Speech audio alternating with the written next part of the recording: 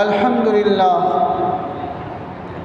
আল্লাহ পাকের দরবারে লাখো কোটি শুকরিয়া যে মহান আল্লাহ তাআলা আমাদেরকে পবিত্র জুমার দিনে জুমার সালাত আদায় করার জন্য আল্লাহ তাআলার ঘরে আসার এবং বসার তৌফিক দান করেছেন।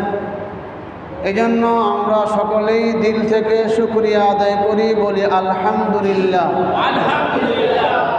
লক্ষ কোটি দুরুদ ও সালাম সাইয়্যিদুল মুরসালিন খাতামুন নবিয়্যিন নবী মুহাম্মদুর রাসূলুল্লাহ সাল্লাল্লাহু আলাইহি ওয়াসাল্লামের উপর। সম্মানিত মুসল্লিয়ানে কেরাম, আল্লাহ পাকের দরবারে আবার লক্ষ কোটি দুরুদ ও সুজুদ যে মহান আল্লাহ তাআলা আপনাকে আমাকে নিরাপদেই আল্লাহ তাআলার ঘরে আসার তৌফিক দান করেছেন। এজন্য মালিকের দরবারে আবারও শুকরিয়া আদায় করি, বলি আলহামদুলিল্লাহ। মুহতারাম হাজরিন, সম্মানিত মুসল্লিয়ানে কেরাম, বর্তমান যে পরিস্থিতি চলতেছে আপনারা অনেকেই অবগত আছেন। বিভিন্ন রাষ্ট্রে বিভিন্ন জায়গায় মুসলমানদের উপর জুলুম অত্যাচার শুরু হয়েছে। আমাদের পার্শ্ববর্তী দেশ ইন্ডিয়াতেই বহু মুসলমান ঘর বাড়ি এবং নারী পুরুষ অনেকেই জুলুম অত্যাচারের শিকার হচ্ছে। অনেকের ঘর বাড়ি ভেঙে ফেলে দেওয়া হচ্ছে, অনেকের সন্তানদেরকে গুলি করে মারা হচ্ছে। এমনকি মুসলমানদের যে প্রাণ কেন্দ্র, মুসলমানদের যে মসজিদে আকসা বাইতুল মুকাদ্দাস, ওই বাইতুল মুকাদ্দাসেও মুসলমানরা নিরাপদে নাই। বলে সেখানকেও মুসলমানরা নামাজ পড়তে গেলেও ইহুদি খ্রিস্টান ইসরায়েলের দালালরা, ইসরায়েলের সৈন্যরা তারা মুসলমানদেরকে দেখে দেখে গুলি করে আর হত্যা করে। কেন? যে যাতেই বাইতুল মুকাদ্দাস যেন না আসতে পারে। মানুষ মাটি খনন করে তেলের খনি পায়, মানুষ মাটি খনন করে স্বর্ণের খনি পায়, মানুষ মাটি খনন করে রূপার খনি পায়, হীরার খনি পায়, মণি মুক্তার খনি পায়। আর হিন্দুরা মসজিদ ভাঙ্গা দেখে নিচে মন্দির আছে, ঠিক কিনা? রাম মন্দির বানাইছে, বলে এখানে নাকি আগে নাকি মন্দির ছিল। তো হিন্দুরা খ্রিস্টানরা মাদিক মসজিদ ভাঙ্গা খোঁজে যে এখানে মন্দির আছে, এখানে গির্জা আছে। তো এক কথায় সারা বিশ্বের মুসলমানদের উপরে জুলুম অত্যাচার শুরু হয়েছে। বর্তমান যে পরিস্থিতি, যে খবর আপনারা অনেকেই জানেন, ভারতের সাথে পাকিস্তানের একটা যুদ্ধ লাগার একবারে সময় চলে আসছে। অলরেডি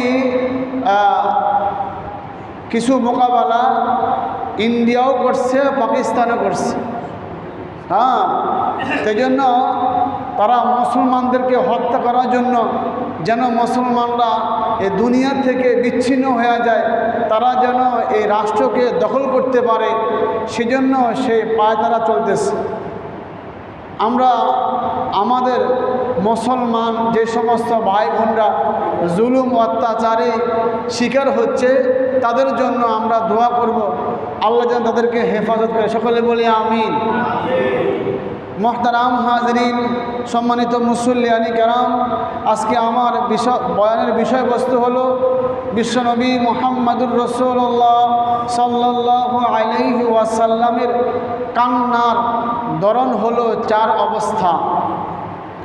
রাসূল আকরাম সাল্লাল্লাহু আলাইহি ওয়াসাল্লাম এই সারা পৃথিবীতে দ্বীন ইসলামকে কায়েম করার জন্য তিনি তার পবিত্র মক্কা ভূমি ত্যাগ করে মদিনায় চলে গেছেন একমাত্র দ্বীন ইসলামের জন্য।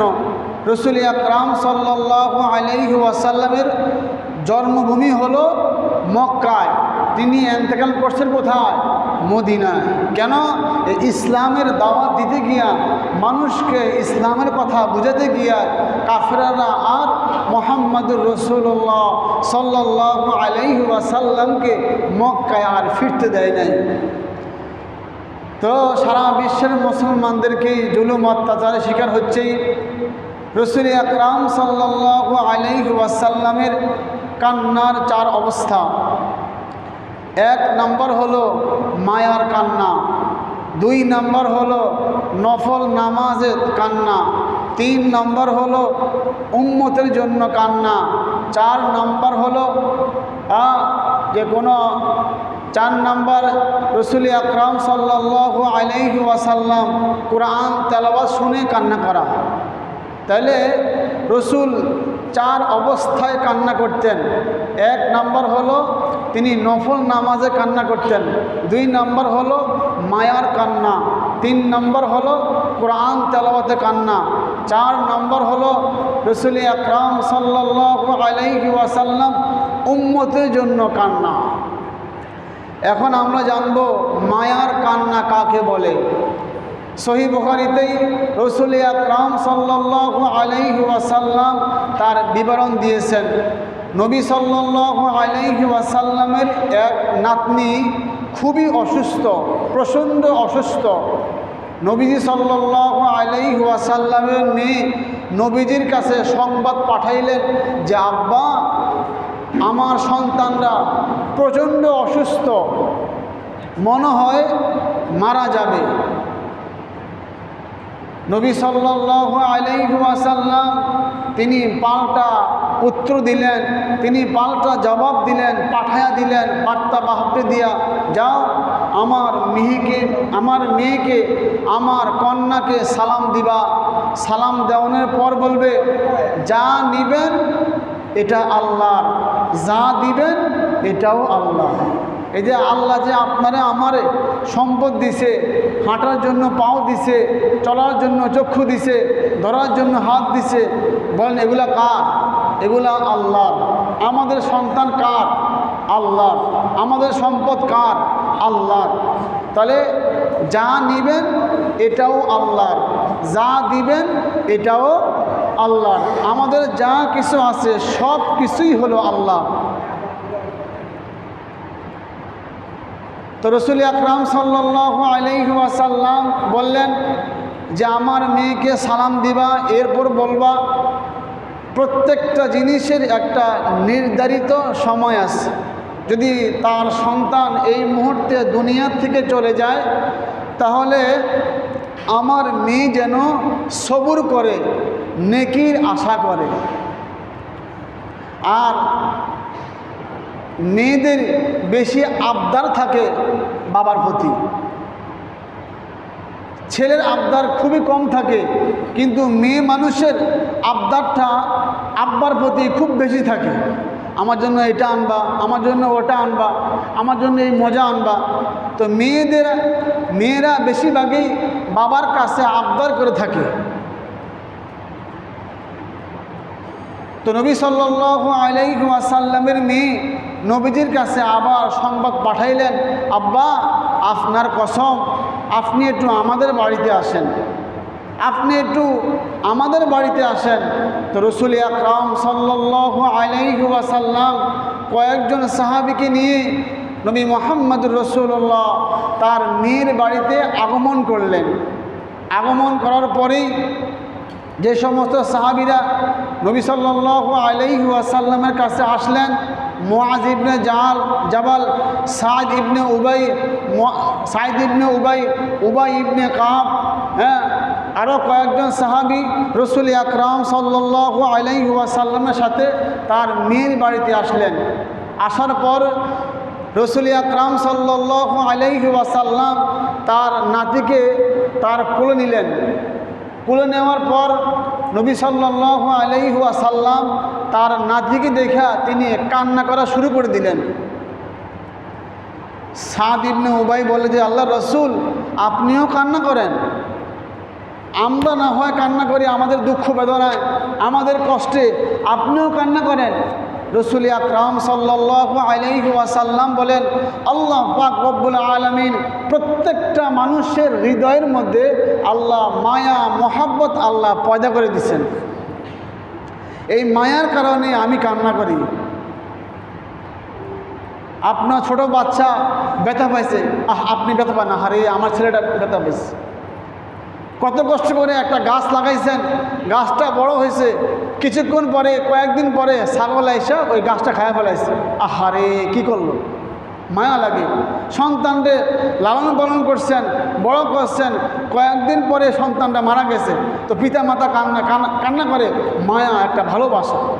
সন্তান চলে গেছে, এই সন্তানের মায়া পিতা মাতা কান্না করে, কাঁদতে থাকে। তো নবী সাল্লাল্লাহু আলাইহি ওয়াসাল্লাম বলেন, আমি যে কান্না করছি এটা হলো মায়ার কান্না। আল্লাহ পাক রব্বুল আলামিন প্রত্যেক বান্দার দিলের মধ্যে আল্লাহ এই মায়া, এই মহব্বত আল্লাহ পয়দা করে দিচ্ছেন। স্ত্রী মারা গেলে স্বামী কান্না করে, হা খুব ভালো লোক ছিল, আর কান্না করে, বলে কেন, মায়া মায়া, বহুত দিন থাকছে তো এক ছাদের নিচে, এক রুমে, এক জায়গায় একসাথে খাইছে, তো চলে গেছে, বিচ্ছিন্ন হয়ে গেছে। এই স্বামী কাঁদতে থাকে তার স্ত্রীর জন্য, স্ত্রী কাঁদে তার স্বামীর জন্য। মায়া, একটা মায়া। রসুল আকরাম সাল্লাল্লাহু আলাইহি ওয়াসাল্লাম বলেন, ক্বালা রাসূলুল্লাহ সাল্লাল্লাহু আলাইহি ওয়াসাল্লাম, ইরহামু ফিস সামা ইরহামু ফিল আরদি ইরহামু ফিস সামা। তোমরা জমিনবাসীদের প্রতি রহম করো, দয়া করো, আল্লাহ তোমাদের প্রতি দয়া করবেন, রহম করবেন। বলি সুবহানাল্লাহ। এই জন্য মানুষের প্রতি দয়া করা শিখা, মানুষের প্রতি মায়া করা শিখা, মহব্বত করা শিখা। কেন, যার প্রতি দয়া আছে, মায়া আছে, আল্লাহ তার প্রতি দয়া করেন, তার প্রতি মায়া করেন। তাহলে আমরা এই আলোচনা থেকে শিখতে পারলাম, কারো মৃত্যু হওয়াতেই চোখের পানি আসতে পারে, কারো মৃত্যু হওয়াতে সুখ আহত হতে পারে, কারো মৃত্যু হওয়াতে অন্তর ব্যথিত হতে পারে, কারো মৃত্যু হওয়াতেই চোখের পানি আসতে পারে, কারো মৃত্যু হওয়াতেই সুখ আহত হতে পারে, কারো মৃত্যুতেই অন্তর ব্যথিত হতে পারে। হ্যাঁ, শত্রু মরে আছে। হ্যাঁ, তো এই জন্য চোখের পানিও আসতে পারে, অন্তর ব্যথিত হতে পারে, সুখ আহতও হতে পারে। এবার আরেকটা শিখবো, সেটা হলো যেটা জায়েজ নাই।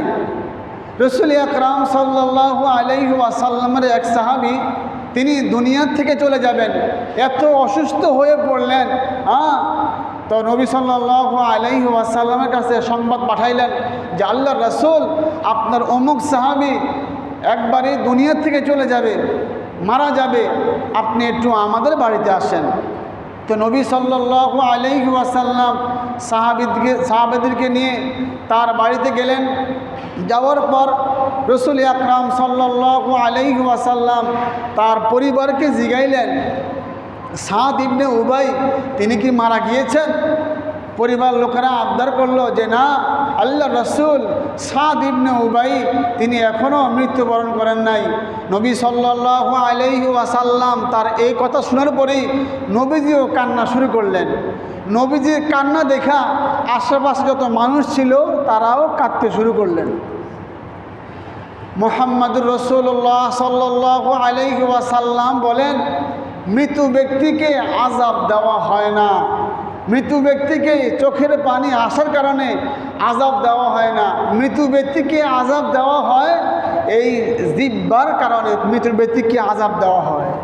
কেউ মারা গেলে আত্মীয় স্বজনরা কয়েকজন মহিলা মিল্লা, ফ্যামিলি মিল্লা, আব্বা মিল্লা, মায় মিল্লা, সন্তান মিল্লা, ভাই মিল্লা কি কয়, আল্লাহ খালি আমারই দেখছে আর কারো দেখেনি। আহারে, অমুকের 10টা পোলা, আমার মাত্র একটা পোলা, আল্লাহ এটাও লয়ে গেছে। কত নানাম তান তাল বাহানা কথা বলে, বাস কবিতার আকৃতি কথা বলে, মিছিল দিয়া কয়, দেখবেন মহিলারা। অথচ এই সমস্ত কথাগুলা কোনো বই পুস্তক, কোনো কিতাবে পাবেন না। মারা গেলে আল্লাহ খালি আমারই দেখছে আর কারো দেখে নেই। অমুকের 10টা পোলা, আমার হয়েছে একটা পোলা, সেইটাও আল্লাহ এই আজাব, এই গজব, এই অসুস্থ, এই রোগ বেলাম আল্লাহ কি আর দিছে? না দিয়ে তো ভালো ছিল, অসুক্রিয়া। অমুকের 10 কানি আলু ক্ষেত লাগায়, হেয়ার কিছু হয় না, আমি খেয়ে লাগাইছে খালি সাইড করা, বাস বৃষ্টি সব গেছে বইরা, এটা একটা কাম হইল। এই যে আল্লাহ তো সরব। তো আল্লাহ খালি আমারই দেখছে, আল্লাহ খালি আমার ঘরে দেখছে। এই সমস্ত বিলাপের কারণেই মৃত ব্যক্তির কবরের মধ্যে আল্লাহ আযাব দেয়। পরিবার লোকেরা একসাথে মিল হইয়া বুক থাবড়ায়, মাথা থাবড়ায়, কপাল থাবড়ায়, গালি থাবড়ায়, যে হা কী করলো আল্লাহ, কী করলো আল্লাহ, কী করলো? বলেন ঠিক কিনা? হ্যাঁ, মারা গেলে এত হাই হুতাশ, হাই হুতাশ। তো যেটা নিবেন এটা আল্লাহ, যেটা দিবেন এটাও আল্লাহ। তা কারো মৃত্যুতেই এইরকম এইরকম চিল্লাফাল্লা করা, এইরকম বিলাপ করা, এটা ইসলামে কখনো জায়েজ বলে নেই, এটা ঠিক না। ওমর রাদিয়াল্লাহু তাআলা আনহু যদি দেখতেন যে কোনো মানুষ মারা যাওয়ার পরে এইভাবে বিলাপ করতেন, কান্নাকাটি করতেন, তো ওমর রাদিয়াল্লাহু তাআলা আনহু ওই ব্যক্তিকে মারতেন, প্রহর করতেন, তার মুখের মধ্যে মাটি ঢুকা দিতেন, যে আল্লাহর মান আল্লাহ নিয়ে গেছে, কাঁদিস কেন? কারণ আব্বা মা সারা পৃথিবীর মানুষ মিল্লা একটা মানুষের হাত বানাইতে পারবে না, সারা পৃথিবীর মানুষ মিল্লা একটা মানুষের চক্ষু বানাইতে পারবে না। আল্লাহ বানাইছেন, আল্লাহ তৈরি করছেন, আল্লাহ সৃষ্টি করছেন। সারা পৃথিবীর মানুষ যদি বলে যে আমি এই মানুষটাকে ফুলের মালা দিব, সম্মান দান করব, তাইলে আর যদি সারা পৃথিবীর মানুষ যদি বলে যে না তাকে আমরা জুতোর মালা পরাইব, তা আল্লাহর দায় সঠিক, আল্লাহর দায় সঠিক। কারণ সম্মান দেওয়ার মালিক আল্লাহ, অসম্মান করারও মালিকও আল্লাহ। সকালে বাদশা, বিকালবেলা প্রজা, সকালে বাড়িওয়ালার মালিক, বিকালে ভাড়াটিয়া, আল্লাহ সব করতে পারে। আল্লাহু আকবার। তাই কোনো কেউ মারা গেলে আত্মীয়স্বজনরা এরকম বিলাপ না করা। ওমর রাদিয়াল্লাহু তাআলা আনহু তিনি মারতেন, আঘাত করতেন যদি কেউ এমন করত। আমাদের সোসাইটি সমাজে, আমাদের এই মহল্লায়, আমাদের সমাজে, আমাদের এলাকায় যদি কেউ কারো মৃত্যুতে এইরূপ বিলাপ করে, এইরূপ কথাবার্তা বলে আর কান্নাকাটি করে, আপনারা থামায় দিবেন, যেন বাস কথা না বলে উল্টাপাল্টা। কারণ উল্টাপাল্টা কথা বলাতেই ঈমান চলে যায়। যদি কেউ এরকম বিলাপ করে থামিয়ে দিবেন, কারণ উল্টাপাল্টা কথা মুখ দিয়ে আসতে পারে, সাবধান। এরপর কয়েকদিন মারা যাওয়ার পর একটা বানায় ব্যানার, ওই ব্যানারের মধ্যে লেখে অমকের পুত্র অমক মোহাম্মদের লিটন মিয়ার বা আব্দুল সত্তার মিয়ার মৃত্যুতে আমরা অকাল মৃত্যুতে আমরা গভীর শোকাহত। আপনারা অনেকেই পত্রিকায় ব্যানারে দেখছেন যে লেখে কি অমুকের মৃত্যুতে, অমুকের অকাল মৃত্যুতে আমরা গভীর শোকাহত। বলেন দেখেন, আপনারা দেখেন নাই? লেখা আছে। আচ্ছা আপনি বলেন, আপনাদের লিখলেন অমুকের অকাল মৃত্যুতে আপনারা গভীর শোকাহত, তাহলে আপনি বলেন কোন কালে মরলে হ্যাঁ ভালো হইবে? কোন হ্যাঁ কোন কালে মরলে ভালো হইবে এটা কোন? আপনি যে লিখলেন অকাল মৃত্যুতে আমরা গভীর শোকাহত, তাহলে আপনি বলেন উনি কোন কালে মরলে ভালো হইব? কোন কোন এই কথা লিখবেনও না, এই কথাও বলবেনও না। বহু পেপার পত্রিকায়, বহু ব্যানারে রাস্তার মধ্যে বাস দিয়া হয়, ওইদিকে 2 ঠ্যাং, এদিকে 2 ঠ্যাং, বাস মাঝখান লিখে দেয় অমুকের পুত্র অমুকের অকাল মৃত্যুতে আমরা গভীর শোকাহত, তার আত্মার রূহের মাগফিরাত কামনা করি। নামাজ না বুঝে ছবি দিয়ে দিয়েছে, বাস আমার এই অমুকের ছেলে অমুক, অমুকের ছেলে অমুক, অমুকের ছেলে অমুক, বাস একবারে চেহারা সব দিয়ে দেয়। নামাজ না পড়ে আপনার আত্মার মনে কেমন করলেন না। তাইলে অকাল মৃত্যুতে গভীর সুখাহত এটা আমরা বলবো না, লিখবো না, এটা জায়েজ না। কারণ মৌতের মালিক আল্লাহ, হায়াতের মালিক আল্লাহ, রিজিকের মালিক আল্লাহ, সম্মান দেওয়ার মালিক হলো আল্লাহ, অসম্মানের মালিকও আল্লাহ তাআলা। তাইলে আপনাদের লিখলেন উমুকের অকাল মৃত্যুতে আমরা গভীর সুখাহত, তাহলে আপনি বলেন যে কোন কালে মরলে হের ভালো হইব, আপনি হেঁটে কয়ে দেন। হ্যাঁ, লিখবেন না, লিখবেন না এবং বলবেনও না। কারণ আল্লাহ যারে যতটুকু হায়াত দিয়েছেন সে অতটুকু হায়াত ভোগ কইরা, অতটুকু হায়াত খাইটা সে দুনিয়ার থেকে চলে যাবে। আল্লাহ বাস যারে বাস যতটুকু রিজিক দিয়েছেন সে ওই পরিমাণ রিজিক খায়া তারপরে সে মারা যাবে। রিজিক শেষ, সেও চলে গেছে। দাঁড়ে খাইতে পারলো না, বউ টাকা কামাইছে খাইতে পারলো না। যদি কেউ না খায় ইচ্ছে করে, এটা হলো কৃপণ। অনেক চাউলের ফ্যাক্টরির মালিক ভাত খায় না, কয় যাও খাই যাও যাও যাও, লবণ ছাড়া। ডায়াবেটিস, লবণ ছাড়া দরকার, এটা খায়। আল্লাহ, এই জন্য পোশাক পরিধান করা এটাও আল্লাহ একটা নিয়ামত। বহু কাপড়ের ফ্যাক্টরির মালিক কাপড় পরতে পারে না, তাই উলঙ্গ, ও খালি গরম লাগে, খালি গরম লাগে। হ্যাঁ, বহু সম্পদওয়ালা ঘুম নাই, এত এসি লাগায়, এখানে ফ্যান, ওখানে এসি, বাথরুমও এসি, পায়খানা হয় না। আর গরিব মানুষ চালায় মিশুক, মরিচ দিয়ে ভাত খায়। বাস একবার ঘুম দিলে কি ফজরে আজান হয়েছে, কি ঠাডা পড়লো না বৃষ্টি পড়লো, কী হয়েছে কালা পেলাম না, আবার খায়ও দিচ্ছে। বহুত খানা জোগানো, ফ্রাই, রোস্ট, গরুর মাংস, খাসির মাংস, মাছ, ডিম, এই বাজি ওই বাজি, সব হাজির থাকে, খাইতে মন চায় না। কিন্তু গরিব মানুষ বাস পান্তা ভাত আর একটা মরিচ, এক প্লেট খায়ালা, পরে আবার খামুন। বলেন ঠিক কিনা? সবাই কিন্তু খাইতে পারে না। চাউল থাকলে যে খাবেন কথাটা কিন্তু এমন না, কাপড় থাকলে যে পরবেন কথাটা কিন্তু এমন না, টুপি থাকলে যে পরবেন কথাটা কিন্তু এমন না। আল্লাহ খাবারও তৌফিক দিতে হয়। যদি কেউ না খাই ইচ্ছা করে, কৃপণ দেন কে কে খায়? পিঁপড়া খায়, পরে খায়, পরে পরে বকিলের দান পরে খায়, সন্তানরাও খাওয়ায় না, নিজেও খায় না। হ্যাঁ, তো বাস মারার পরে ওই বোন বাগনা ওই এলাকার বাস যা আছে হেরে খেয়ালা। আল্লাহু আকবার। তো যে কথা বলতেছিলাম যে আল্লাহ পাক রব্বুল আলামিন আপনাকে আমাকে বড় মায়া মহব্বত করে আল্লাহ তৈরি করছেন, আল্লাহ বানাইছেন। রাসূল আকরাম সাল্লাল্লাহু আলাইহি ওয়াসাল্লাম মায়ার কান্না করছেন। আপনারা অনেকেই হয়তো পড়েছেন ইতিহাস, মুতার যুদ্ধ। রাসূল আকরাম সাল্লাল্লাহু আলাইহি ওয়াসাল্লাম তিনজনকে বানিয়েছেন সেনাপতি, যে একজন শহীদ হলে আরেকজন যেন পতাকা হাতে নেয়। তো তিনজনই শহীদ হয়ে গেলেন। রাসূল আকরাম সাল্লাল্লাহু আলাইহি ওয়াসাল্লামের এক সাহাবী খালিদ ইবনে ওয়ালিদ, তার নেতৃত্বে এই মুতার যুদ্ধ বিজয় হয়। সুবহানাল্লাহ।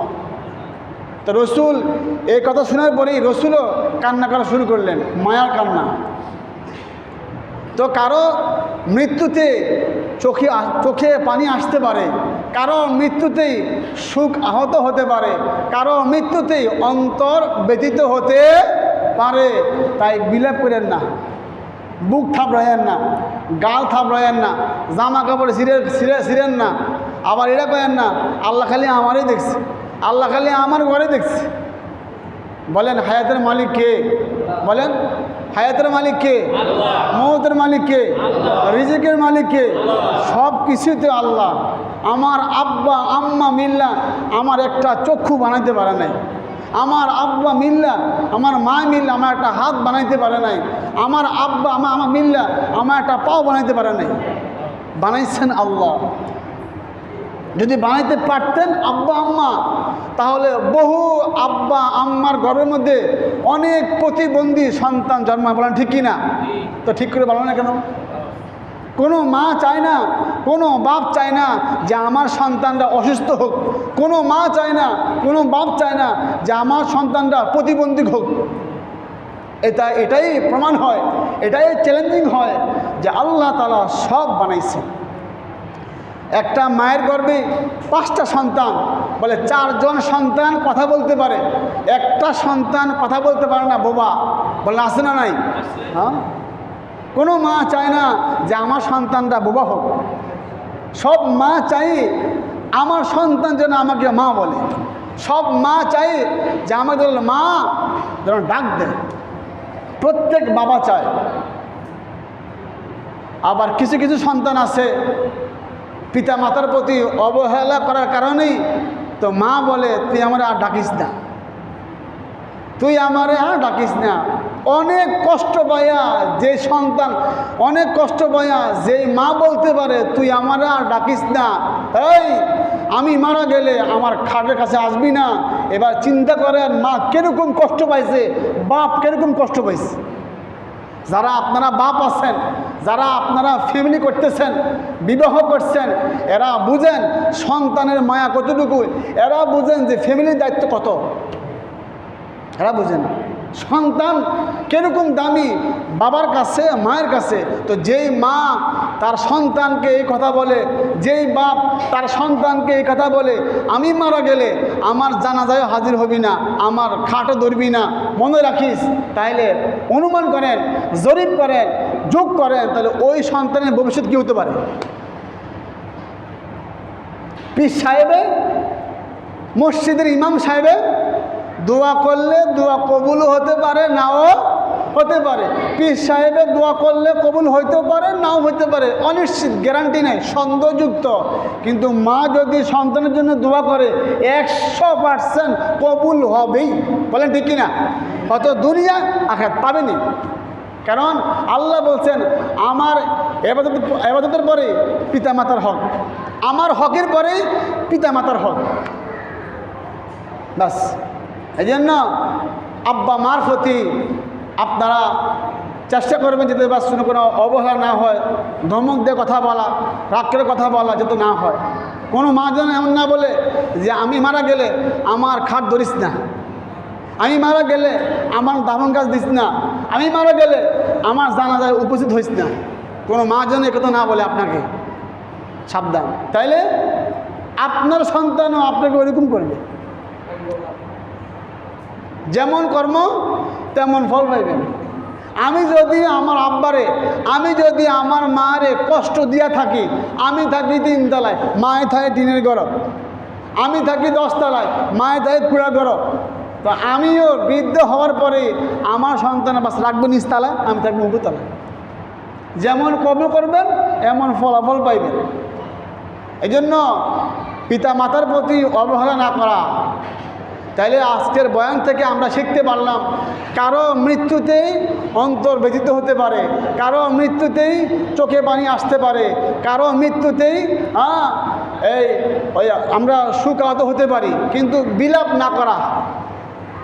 কারণ মৃত্যু হওয়ার পরে কয়েকজন মহিলা একসাথ হইয়া মিছিল দিয়া সুরে সুরে ছন্দ মিলাইয়া কবিতা আবৃত্তি করা, অমুকে নাই রে, অমুকে চলে গেছে রে, এই কথা বিলাপ করা বলা জায়েজ নাই। আল্লাহর কাছে দোয়া করেন, এই বিলাপ করলেই মৃত ব্যক্তির কবরের মধ্যে আল্লাহ আযাব দেয়া দেয়, নাউজুবিল্লাহ। এই জন্য কারো মৃত্যুতে আমরা বিলাপ করব না, আল্লাহর জন্য দোয়া করবো। হ্যাঁ, কাঁদবো, চোখে পানি আসবে, অন্তর ব্যথিত হবে, হ্যাঁ আমরা শোকাহত হব, কিন্তু বিলাপ করব না। যদি কেউ করে তাকে আমরা নিষেধ করে দিব। আল্লাহ কবুল করেন, সকলে বলে আমিন। আর একটা জিনিস হলো যে ব্যানারের মধ্যে আমরা এই কথাটা লিখবো না, প্লাস বলবো না যে অমুকের অকাল মৃত্যুতে আমরা গভীর শোকাহত, জায়েজ নাই। আপনি বলতে পারবেন যে উনি কোন কালে ভালো মরলে ভালো হইব, লেখেন কেন? কার কখন মৃত্যু হবে ওটা আল্লাহই ভালো জানে। কিন্তু ব্যানারের মধ্যে এটা লিখবেন না যে অমুকের অকাল মৃত্যুতে আমরা গভীর শোকাহত। তাহলে আপনি বলেন কোন কালে মরলে হের ভালো হইব কোন? আল্লাহ হায়াতের মালিক, আল্লাহ মৌতের মালিক, আল্লাহ সম্মানের মালিক, আল্লাহ অসম্মানের মালিক। সম্মান দেয়ও আল্লাহ, অসম্মান করেও আল্লাহ। আল্লাহু আকবার। আমরা যে কথাগুলো শুনেছি ইনশাআল্লাহ আমরা সকলে আমল করব। আল্লাহ যেন আমাদের সকলকে কবুল করে। সকলে বলি আমিন। আমাদের অত্র এলাকায় হাজী মোহাম্মদ দেলওয়ার হোসেন, ওনার ছোট ছেলে জনাব মোহাম্মদ হারুন ভাই, উনি নিয়ত করেছেন এবং যাবতীয় কাজ করা দরকার হজের জন্য নিয়ত করেছেন এবং যাবতীয় কাজ উনি করেছেন। আল্লাহ যদি কবুল করে তো ইনি হজে যাবেন। আপনাদের সকলের কাছে দোয়া চাইছেন তার জন্য এই হজ যেন আল্লাহ কবুল করে। সকলে বলি আমিন। আর আমরা যাদেরকে আল্লাহ তাআলা তৌফিক দান করেছেন, আপনারাও ইনশাআল্লাহ চেষ্টা করবেন, এখন থেকে চেষ্টা করেন বা সামনে বছর যাবেন, তারাও ইনশাআল্লাহ চেষ্টা করেন যে আমি ইনশাআল্লাহ হজে যাব, কমাস কম আমিও উমরায় যাব। হ্যাঁ, কমাস কম আমিও ইনশাআল্লাহ চেষ্টা করব। কারণ নবীর রওজা সবাই যাইতে পারে না। অনেক সম্পদের মালিক হজ করে না, বলেন আছে না নাই? আপনাকে এলাকা নিয়ে বহুত আছে, বহুত। এখন তো মনে লাগে 5 লাখ না, 5 লাখ লাগে, 5 লাখ 6 লাখ না, এখন কত কমে গেছে। এখন লাগে 6 লাখ হজ করতে, বড় হজ করতে। আর কয়েকদিন আগে ছিল 7 লাখ 8 লাখ। সিন্ডিকেট গত রমজানে খাইছে মরিচ 400 টাকা, আর এই রমজানে 40 টাকা। কি বুঝছেন?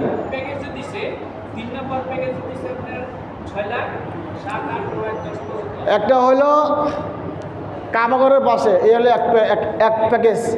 আরেকটা হলো একটু দূরত্ব, এ হলো আরেক প্যাকেজ। আরেকটা হলো গ্রামে, এ হলো আরেক প্যাকেজ। আর বাসা শহরে পৌরসভা, গ্রামে। হ্যাঁ, তাই জন্য আল্লাহ তাআলা আপনাকে অনেকে সম্পদ দিয়েছেন, মেহেরবানি করে আপনারাও চেষ্টা করবেন হজ করার জন্য। এখানে বহু ভাই আছে, বহু বাবা আছে যে প্রত্যেকের আশা যে আমি ইনশাআল্লাহ হজে যাব। তো যারা আপনারা হজে যাবেন ইনশাআল্লাহ আপনারা দোয়া করবেন যেটা আমরা বা সকলেই যাইতে পারি। আল্লাহু আকবার। কারণ বহু হাজি, বহু পত্রিকায় দেখছি, বহু খবরে দেখছি, বহু হাজি সাহেব বাস বিমান থেকে নামতে দেরি আর দেয় সেজদা। আল্লাহু আকবার। আর রসুলের রওজা বহুদিন পরে দেখছি। কারণ ছোটো থেকে বড় হয়েছে, কখনো দেখা নাই। ক্যালেন্ডারে দেখছে, মোবাইলে দেখছে, টিভিতে দেখছে, খবরে দেখছে, পেপার পত্রিকায় দেখছে, প্রকাশ্যে কখনো দেখা নাই, কিন্তু বাস্তবে দেখা হাট খুলে পড়ে গেছে। আল্লাহ রসুল আল্লাহু আকবার। প্রত্যেকটা মুমিনের হৃদয়ের স্পন্দন যে ভালোবাসাটা হলো মুহাম্মদ রাসূলুল্লাহ সাল্লাল্লাহু আলাইহি ওয়াসাল্লাম। আমরা সকলেই তার সুপারিশ কামনা করি হাসরের মধ্যে, বলেন ঠিক কিনা? এই জন্য যারা পারেন এখন থেকে ইনশাআল্লাহ চেষ্টা করেন যে ইনশাআল্লাহ আমি হজে যাব।